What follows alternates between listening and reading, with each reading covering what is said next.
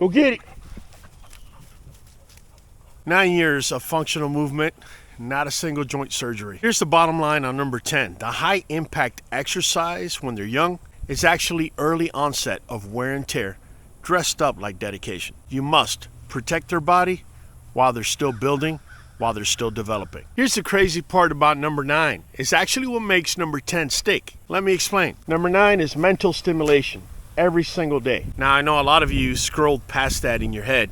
Just bear with me. It's actually about cortisol.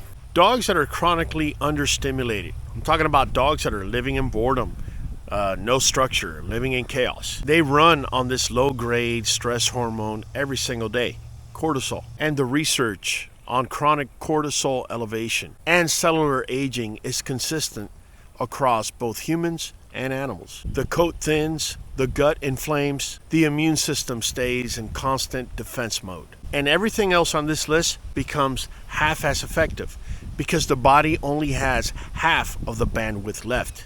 From week 1, this dog had structure, purpose, controlled pressure, and calm leadership. Not a bowl of food and a backyard. Think about that. A bored dog ages in the mind before it ages in the body. And before you see it in the body, it already started aging in the mind years ago. And here's the kicker. Number 8 is where the physical foundation starts. I started it when most people don't even think about it, before he was a year old. Stay with me. Number 8 is none other than joint support, and I started since he was a puppy. Most people don't start joint support until the dog's already limping. By that point, the dog's already in pain. You're not building joint support at that point. What you're doing is managing joint damage. And those are two completely different conversations. I started giving pharmaceutical grade glucosamine to my boy Fireball before he was even 1 year old. In addition, I was also giving chondroitin and MSM. Now, several years back, I went ahead and switched to a product called NuJoint DS. Now, I want to be transparent about something. Fireball over here has never had joint surgery, and he's still moving around. You don't build that waiting for something to break before you start to address it. You build that by protecting the cushion before it breaks down. The link is NuVet.com 513237. You get 13% with AutoShip. This way you make sure you never run out. Just remember this, you don't build joint health when your dog is 7 years old. You start by the time he's 7 weeks old. If you're trying to construct joint support by the time your dog is 7, you might have already had to pay for a surgery, or you're well on the way. Now, number 7 cost almost absolutely nothing, and most people have completely overlooked it since day 1.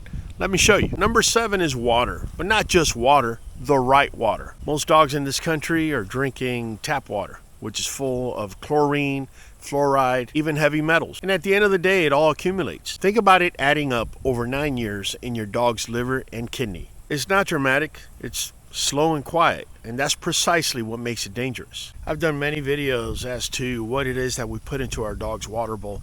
Here's a simplified version. We basically filter and then we optimize that water so that the same way that chlorine and fluoride actually have a negative effect on our dogs, we flip it by adding things like turmeric or even cilantro. Turmeric being an anti-inflammatory, over time helping our dogs, and cilantro helping with our dog's dental health over time. Here's the crazy part. It only took me about 2 hours to set up 3 months worth of what we're going to be feeding our dogs in their water. I'm going to go ahead and leave this particular video linked at the very end of this video. It's really that simple, easy, and effective. The water bowl is really not a water bowl. You can decide to either make it a health system or make it a daily drip. The choice is yours. What if I told you number 6 is something that breeders in particular will never want to talk about, but the science says it may be doing more damage to your dog than anything else on this list, and it's completely invisible. Number 6 is controlling the stress environment. Now, I'm not talking about the stress of a thunderstorm or a car ride. I'm talking about the chronic, low-grade daily stress of a chaotic environment. Let's start talking about routines. If you're not doing a daily routine with your dog and you're doing something different every morning, you may be causing this very low-grade stress I'm talking about. Unpredictable routines, no clear leadership.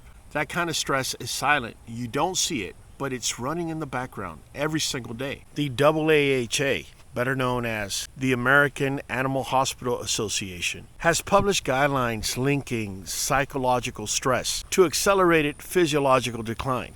In particular, for companion animals. You must understand this is not alternative medicine. This is peer-reviewed veterinary science, and it connects directly back to what we spoke about in number 9, and that's cortisol sustained at low levels for long periods of time. It taxes the immune system, it inflames the gut, and accelerates biological aging at every single level. Now, some of you may be saying, Raul, dogs deal with stress all the time. And yes, acute stress is manageable.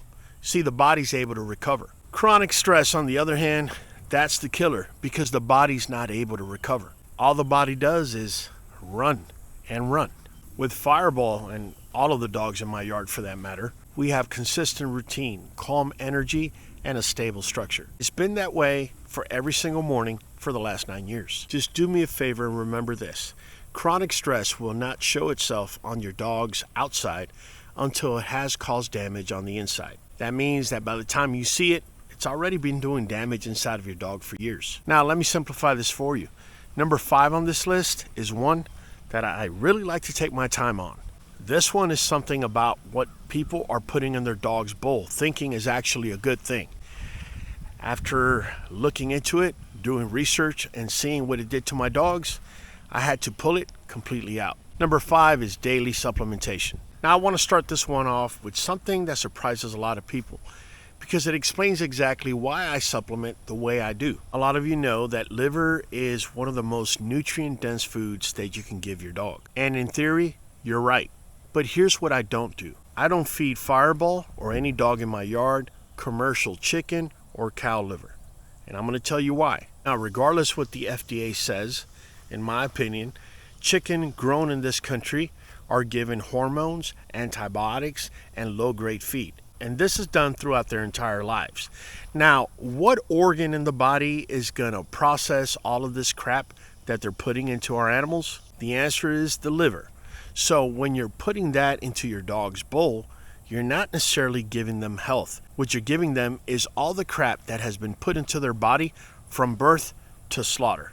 And that's what's going in. The same goes with cow liver, except it is approved by the FDA to give growth hormones since they're just young calves. So that's why I don't feed liver to my dogs. I don't want to expose them to those toxins accumulating over time, especially in a 9-year-old dog. So now the conversation shifts. If I'm pulling liver off the table, then what's going to fill the nutritional gap?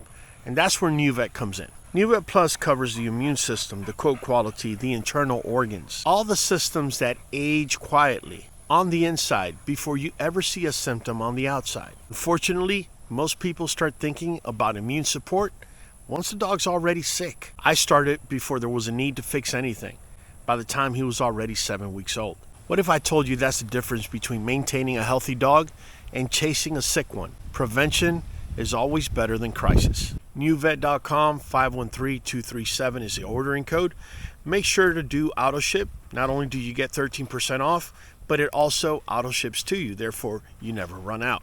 I'll make sure I leave a link down below in descriptions. Let me just say this. You cannot supplement your way out of the toxins that you're automatically putting in the bowl every day.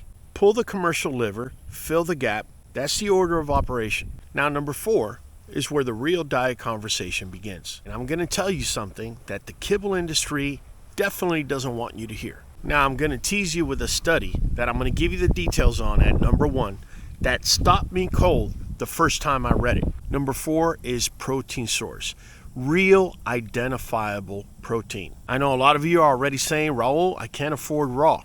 And I hear you, and I'm not telling you to go full raw overnight. What I'm telling you is that the quality of the protein that you're feeding your dog in the bowl is the most important ingredient that you can be feeding your dog. The amino acid profile in real meat, the bioavailability, it's just not replicable in a bag of kibble.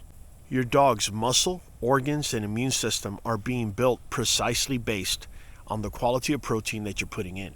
That's every cell and every tissue. Fireball has been on quality protein for 9 years, throughout his entire life, and it shows now that he's 9. Now here's something I want to add to this whole protein conversation that most people skip, and it connects directly with what I'm going to tell you on number 1. Beyond the protein itself, the leanness of the body that you're building matters as much as the protein that you're giving. And I mean genuine leanness. I'm not talking about skinny or underweight or emaciated. I'm talking about keeping it lean, there's a difference. You could be feeding the most perfect raw diet in the world. If your dog is carrying excess body weight, you're shortening this dog's life. And research backs this 100%. And I'll give you the full numbers on that when we get to number 1, but I want you to start thinking about it from here. I have kept Fireball lean his entire life. And that's not by starving him, that's by feeding him correctly. I never confuse love with extra helpings, and that's because love is extra years, not extra helpings. Let me simplify it for you. Number 3 is sitting in your fridge right now. Most people think of it as human food, but it's one of the most powerful daily gut health habits that you can build for your dog. Let me just tell you, your dog's gut, it controls a lot more than most people think. Number 3 is none other than daily probiotics. In our case, we graduated from sour cream, and now we feed either kefir or non-dairy probiotics with live cultures. Now here's the crazy part. The WSAVA, the World Small Animal Veterinary Association, includes gut microbiome support in their nutritional guidelines. The connection between gut health and immune health inside of your dog is one of the most replicated findings inside of nutritional veterinary research. You see, the gut is not just a digestive system. The gut is the immune system. They're both the same conversation. Just remember that a dog with a compromised microbiome is going to be a dog that's going to have a compromised immune system, and that can lead to many illnesses, including cancer. A Fireball has been getting probiotics every single day throughout his 9 years of life. Not when it's convenient, not when I think he's sick, not only on Mondays, Wednesdays, and Fridays, every single day. My current go-to, like I said earlier, is now kefir and non-dairy based yogurt. Usually is made out of coconut with probiotic live strands. The reason I switched is because not only can your dogs be allergic to dairy, but dairy can also feed yeast. So that's the reason I made that switch. What's crazy is I don't even have to give much. I only give a tablespoon a day. That's it. A tablespoon a day, every single day. Number 2 is the single biggest dietary change I ever made for this dog. And there's 2 versions or 2 ways of doing it. And today I'm going to be giving you both. Number 2 is the raw diet or cooked diet system. I want to lead with something important. A lot of you have been told that it must be raw or it just doesn't count. And that's not necessarily what I'm telling you. The BARF system, the biologically appropriate raw food, is about the ingredients and the balance, not necessarily about the temperature. Here's what the system looks like. Real muscle meat, real organ meat only from trusted sources. We spoke about that earlier. In my case, I do Nuvet NuJoint DS. Vegetables and bones. Don't ever give a fully intact cooked bone to a dog. Cooked bones do splinter. You can also opt to literally just grind the bone. But either way, the bone must be there because that's the natural calcium supplement your dog's going to be getting. Raw gives the enzymes and the bioavailability, as well as the natural occurring bacteria for gut health. Cooked gives you everything else. It gives you the real protein, the organ nutrition, the vegetables, with slightly reduced enzyme activity, but dramatically improved digestibility for some dogs. Here's the kicker. Both leave kibble in the dust. The difference I've seen in coat quality, energy level, stool quality, dental health between this system and the bag is night and day. It's not subtle, it's not even close. Fireball's body is a 9-year case study of what happens when you feed the biological system the way it needs to be fed. And I got 9 years of this. 9 years of everywhere I go with this dog, people stop me and have to ask about him. And recently, now that he's 9, when they ask about him, they either end up in shock, in awe, or just completely surprised. This is 9 years of mornings of when I look at my dog. Not only am I proud, sometimes I'm even surprised he's 9 years old, still doing the things he does. If you have a dog right now that's 5, 6, or 7, it's still not too late. Every single item on this list, you can actually begin today with your dog. Do me a favor, drop your dog's name and age in the comments below. I want to know exactly where you're starting from. I also want you to know this has been Raul from the Q, and I'll be catching you on this next video.